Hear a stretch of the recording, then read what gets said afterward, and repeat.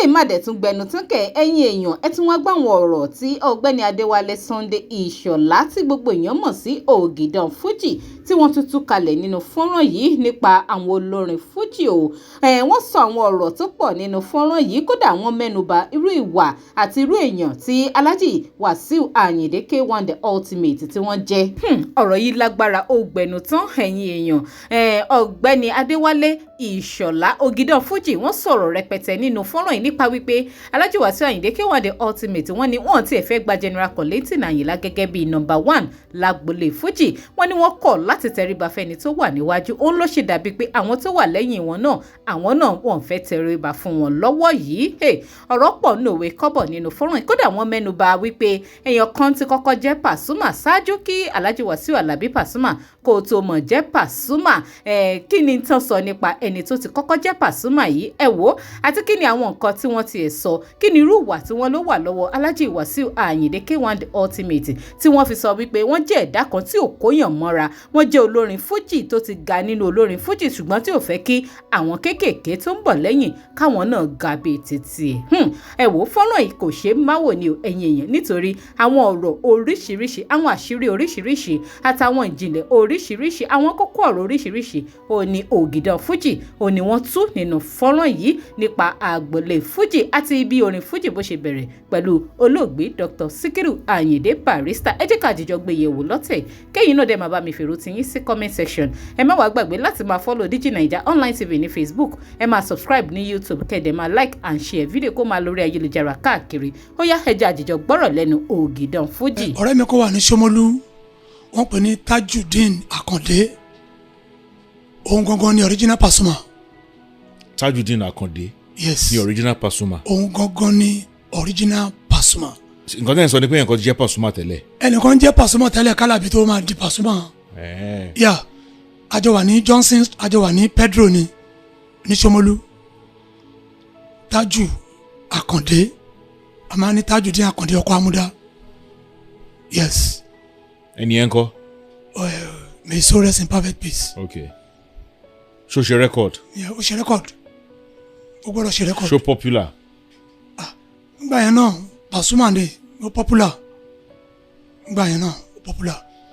Èmi ni mo mọ̀ Alhaji Wasiu Ayinde. Alhaji Wasiu Ayinde ò dá mi mọ̀ dáadáa. Báwo lẹ̀yin ṣe mọ̀ wọ́n? Mo mọ̀ Wasiu Ayinde ju Wasiu Ayinde lọ. Báwo lẹ ṣe mọ̀ wọ́n? Because mi ò lè ṣe kí n má lọ sí pàtí Alhaji. Mo rí gẹ́gẹ́ bí ẹni tí kò ń ṣe ẹni tí èèyàn lè súnmọ́ dáadáa. Mo rí gẹ́gẹ́ bí ẹni tí ó ríra ẹ̀ gẹ́gẹ́ bí ẹni pé òun lòún dáa tán. Mo rí gẹ́gẹ́ bí ẹni pé ó rí pé tẹ́nìyàn bá rí pé àwọn kan ṣe bíi tòun wọ́n lè ní farapa. Yeah. Ẹ rí wọn pé mo rí bẹ́ẹ̀. tọ́n bá rí pé èèyàn kan ń ṣe bíi tiwọn ẹni ẹ lè ní farapa. Mo rí bẹ́ẹ̀. Kí lẹ rí tẹ́ fi sọ̀rọ̀ nǹkan bẹ́ẹ̀? Mo wá rí pé ẹni yìí ó rí bíi pé kó ṣàjọ òun nìkan pẹ̀lú bó ṣe ń ṣiṣẹ́ tiẹ̀ yẹn. Kò gbà pé òun ti ara ẹnìkan dìde. Kò gbà pé òun mú orúkọ ẹnìkan mára orúkọ tiẹ̀ tó fi dìde. Tó bá lọ súnmọ́rú ẹni yìí ṣó ní nípa lára. Mo rí bẹ́ẹ̀. Mo wá decide láti máa wò lọ́kàn kí n lè máa ṣiṣẹ́ tèmi torí mi ìkọ́ṣẹ́ lọ́wọ́ ẹ̀ bí mo ṣe rí rẹ̀. Nǹkan tí mo sọ Wasiu Ayinde kọ́kọ́ ní Fuji, Wasiu Ayinde kọ́ ló ní Fuji. Fuji ni kò lè bàjẹ́ o, Ọlọ́run ló fi yìí sí Fuji yìí o, nítorí Sikiru Ayinde Barrister ló ní Fuji, òun ló create ẹ̀. Irọ́ oníkálukú wo brand of music táwọn lè gbé dání àtòrúkọ tán lè fún iṣẹ́ tán gbé dání. Alhaji Epo Àkàrà wọ́n wòye pé Àwúrèbe làwọn fẹ́ sọ orúkọ music àwọn, wọ́n sọ láwúrèbe. Àpàlà sọ tiẹ̀ lápàlà, Dàdàkúàdà sọ tiẹ̀ ní Dàdàkúàdà. Barrister name Fuji pé this music is Fuji music. Ó dẹ̀ wà sílọ̀. Wasiu Ayinde ò tẹríba fún Kollington Ayinla. Kọ́lọ́run kó túbọ̀ lọ́ra Alhaji Kollington Ayinla kó túbọ̀ pẹ́ fún wa. Àwọn ni number 1 nínú oní Fuji báyìí. Kollington Ayinla. Yes, Alhaji Kollington Ayinla number 1. Tẹ̀yìn gbà. Tí gbogbo ayé mọ̀. Ẹ ṣe ẹ lérò pé Wasiu Ayinde ò fẹ́ gbà. rọ Wasiu Ayinde ò tẹríba fún Kollington Ayinla pé òun ni bàbá òun. Wasiu Ayinde bá wọn lẹ́nu iṣẹ́ yẹn ni wọ́n bá wọn lẹ́nu iṣẹ́ yẹn ni àti Ati Sikiru Ayinde Barrister àti Kollington Ayinla wọ́n jọ dìde papọ̀ ni bẹ́ẹ̀ Barrister ló ní èmu music yìí ní Fuji music tí Kollington náà dẹ́ gbà bẹ́ẹ̀ fún. kí ló ń bí inú gangan sí Wasiu Ayinde. nítorí pé kò tẹríba fún Kollington ló ń bí mi nù sí mi ìkọ́ṣẹ́ lọ́wọ́ Wasiu Ayinde mo kàn ń respect Wasiu Ayinde torí pé ó jù mí lọ lọ́jọ́ orí mo ṣe ń respect ẹ̀ mi ìkọ́ṣẹ́ lọ́wọ́ ẹ̀. wọ́n gba bí ọdún 5 lọ́wọ́ yín. mo lè sọ pé kò ń ṣọ̀gá mi tó bá bíbí nínú mo lè ní Wasiu Ayinde ò ṣọ̀gá mi torí mi ìkọ́ṣẹ́ lọ́wọ́ ẹ̀. ẹ ti sọ náà báyìí. mo lè sọ pé kò ń ṣọ̀gá mi ṣùgbọ́n torí pé ó jù mí lọ lọ́jọ́ orí iṣẹ́ tá a dẹ̀ jọ ń ṣe mo dẹ̀ rí gẹ́gẹ́ bí aṣíwájú mo gbà fún ṣùgbọ́n ó yẹ kó gbà fún àwọn tó wà níwájú ẹ̀. bó ṣe gbogbo èèyàn onífújì lẹ gbà fún Alhaji Kollington Ayinla ni. gbogbo alamọ̀ pé Alhaji Kollington Ayinla ọ̀gá wa ni bàbá wa ni. ṣùgbọ́n ọ̀pọ̀lọpọ̀ onífújì náà ò kì í gbé wọn bẹ́ẹ̀ wọn ń pọ́n wọn lé. kò sí àfi onífújì tí ò bá fẹ́ gbà pọ́nlé lẹ́yìn àwọn ọmọ tó ń bọ̀ lẹ́yìn ẹ̀ lọ́wọ́lọ́wọ́ tá à ń sọ̀rọ̀ yìí Alhaji Kollington Ayinla ni bàbá gbogbo onífújì. ẹ wo bí ọmọ àlùbáríkà yìí ṣe embrace Alhaji Kollington Ayinla náà Pasuma ó ṣe 40 years on stage ó bá a lẹ́nu iṣẹ́ yìí ni Ọlọ́run gbà fún àwa náà dẹ̀ gbà fún ipò wà wájú ẹ get mi àwọn Saheed Òṣùpá yẹn bá a lẹ́nu iṣẹ́ yìí ni a gbà fún wọn pé Ọlọ́run ti fi wọ́n síwájú wọ́n dẹ̀ ń ṣe dáadáa kọ́ dẹ̀ má padà dèrò ẹ̀yìn yes kò ń ṣe gbogbo onífújì tí tó ti wà tipẹ́tipẹ́ ní gbogbo èèyàn mọ̀ ọ̀pọ̀lọpọ̀ wà tí wọn ò borúkọ wọn tán ju Wasiu Ayinde lọ. tí wọ́n ju Wasiu Ayinde lọ. ọ̀pọ̀lọpọ̀ wà tí wọn ò mọ̀ wọ́n. wọ́n dẹ̀ ṣeré fújì. àánú ni Wasiu Ayinde rí gbà ó yẹ kó gbà gẹ́gẹ́ bí ẹni tó ń kọ yí pé àánú lòún rí gbà ṣùgbọ́n ó kàn ń kọrin yẹn ni kò wúwa ẹ o ó kàn ń kọrin yẹn ni kò wúwa ẹ bí kí gbogbo Nàìjíríà jẹ́ ti Wasiu Ayinde nìkan ni kí lèèyàn ṣe máa rò pé kí gbogbo ilé ayé jẹ́ tòun nìkan èrò ẹni mò ń sọ fún yín yẹn o. èrò ọkàn wọn. bíi pé kí gbogbo onífújì yìí kọ́ máa sì mọ́ kó jẹ́ òun nìkan ni irọ́ ilé ayé ò dẹ̀ rí bẹ́ẹ̀ yẹn. kí ni nǹkan tẹ́ rí tẹ́ fi sọ orú ọ̀rọ̀ bẹ́ẹ̀ yẹn. agbalẹ́tù. sá. mo mú Wasiu Ayinde ju Wasiu Ayinde lọ Wasiu Ayinde máa ń ríra ẹ̀ gẹ́gẹ́ bí ipò òun ni Ọlọ́run. mo mọ̀ gan bíi pé kí gbogbo nǹkan tó wà nílùú yìí kó jẹ́ tiẹ̀ nìkan ni kò bíi pé everybody wa máa tọrọ lọ́wọ́ ẹ̀ bíi pé kó jẹ́ alpha and omega for everybody. irọ́ kò dá kéèyàn máa rò pé òun lòún wà bọ́ọ̀fù gbogbo ilé ayé Ọlọ́run nìkan ni alpha and omega. ṣùgbọ́n tó bá ti bẹ̀rẹ̀ sí ní tẹríba fún àwọn tó yẹ kó tẹríba fún òun náà ti ń gbà báyìí ó ti ń gbà òun náà ti ń mọ mọ́ra báyìí torí pé ó ti wà nípò àgbà báyìí. Barrister sọ pé fertilizer lọ́lọ́run dá mi àkìtàn lọ́lọ́run dá mi gbogbo ẹ̀gbin ló bá mi lára mu òun náà ti ń gbà mọ́ra báyìí torí àwọn nǹkan míì tán sọ sí tó yẹ kó láhùn ó yẹ kó jábọ́ ó yẹ kó sọ̀rọ̀ ó kàn sọ pé kélé má bínú ni nǹkan tó ń sọ ń sìn nìyẹn tó bá dẹ̀ kọ́ntínú láti máa sọ lọ bẹ́ẹ̀ náà àti rí i pé òun náà ti gbà pé òun ti ṣe mistake síwájú ó ti ń fi sáyẹ̀ tọrọ apology lọ́wọ́ àwọn tó ń bọ̀ lẹ́yìn òun wípé ẹ jẹ́ ká fi sùúrù ṣe kí iṣẹ́ ìṣe àmọ́ bàjẹ́. na ṣé àwọn nǹkan tẹ́ ẹ sọ ìṣe ìròyìn ni àbí ẹ̀yin onífújì kan lẹ ti wò pé ẹ ti sọ̀rọ̀ kanra lẹ ti rí pé bó ṣe rí yẹn. èrò tèmi àtàwọn tí ò lè jáde síta bẹ́ẹ̀ mi ṣe ń sọ̀rọ̀ yìí. tí wọn ò lè sọ̀rọ̀. tí wọn ò lè sọ̀rọ̀ lẹ́mi jẹ́ gbangba àṣà tó ń ké ń gbà òjò tá a ké lẹ́rùn lèmi ṣe ń sọ léètè mi sọ yìí. ẹ̀yin àti Alhaji Wasiu Ayinde ẹjọ jókòó báyìí rí. màá máa wò lọ́kàn báyìí ni a máa wò mí kò ní mọ̀ pé mi ni.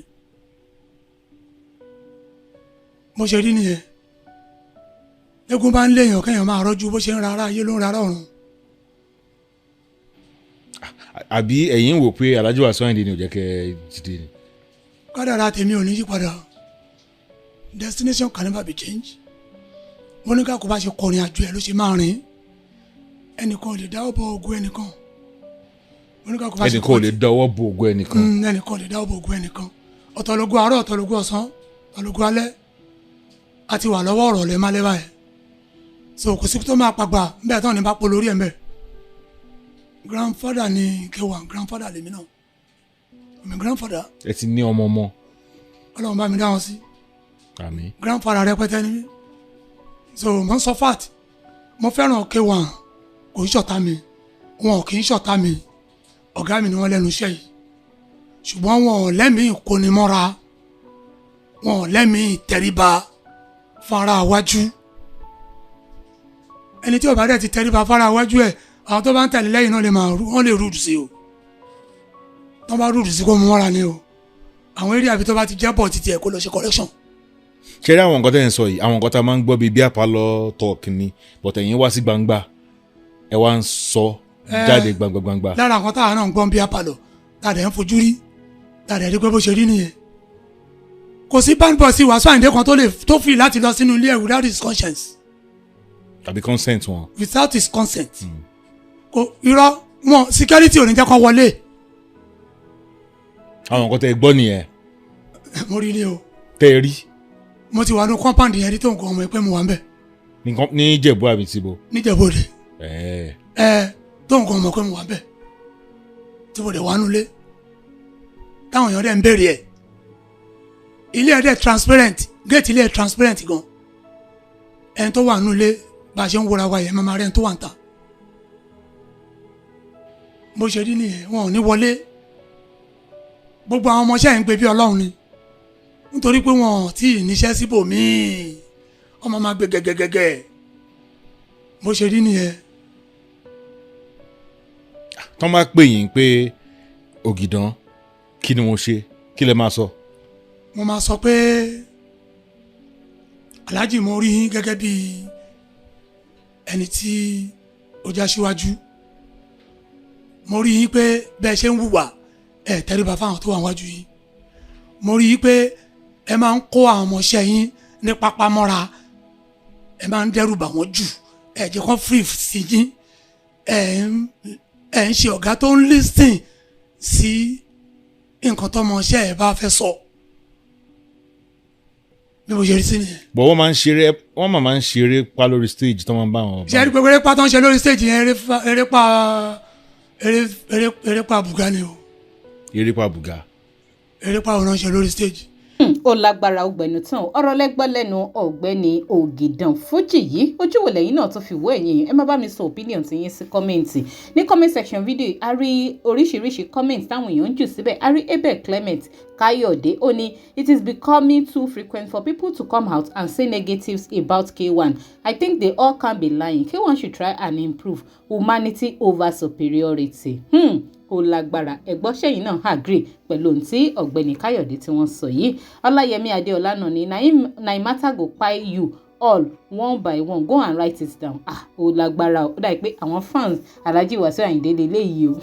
Ṣẹ́gun Ògúnbàbọ̀ náà ní with the way this man talks I could feel he is envious of Kwam 1. Ẹ gbọ́ ẹ̀yin èèyàn. Matthew Ọlárẹ̀wájú ní Kollington Àyìnlá gangan ló fọwọ́ ara rẹ̀ ṣera rẹ̀ Ọlọ́run gbọ́ iṣẹ́ ọwọ́ rẹ̀ ló ń jẹ àgbàlagbà tí kò bá ti fi ààyè gba àwọn ọmọ wẹ́wẹ̀wẹ́ abẹ́ rẹ̀ kí wọ́n dìde kò lè ní olùgbèjà kankan lọ́jọ́ alẹ́ rẹ̀. Ẹ gbọ́ ẹ̀yin èèyàn ọ̀rọ̀ ilé tún dìbò ó dìbò ǹjẹ́ yìí náà faramọ́ tán sọ yìí. Adéwálé Oyèwọlé náà ni many of you will not grow olófò nìyí ẹ máa bínú ológo. He has been calling Kollington who is only 8 years older than him his father yet he doesn't respect him with question mark. Ó lágbára ẹgbẹ́ ẹ̀yin èèyàn ojú wo lẹ́yìn náà fi wo gbogbo ọ̀rọ̀ tí ọ̀gbẹ́ni Ogidan Fuji tí wọ́n sọ kalẹ̀ nípa Alhaji Wasiu Ayinde K1 the ultimate ṣé bó ṣe rí náà nìyẹn abẹ́yìn ní contrary opinion ẹ má bá mi sọ sí comment section ẹ má gbàgbé láti máa follow DIGINAIJA online tv ní Facebook ní YouTube ẹ má bá mi subscribe ẹ má like kẹ́ẹ̀dẹ̀ má bá mi share fídíò kó máa lórí ayélujára káàkiri ká tó pàdé láyọ̀ àtàláfíà ẹ ṣeun tẹ́ darapọ̀ mọ́ mi tẹ́ ń gbọ́ mi ní gbogbo ìgbà.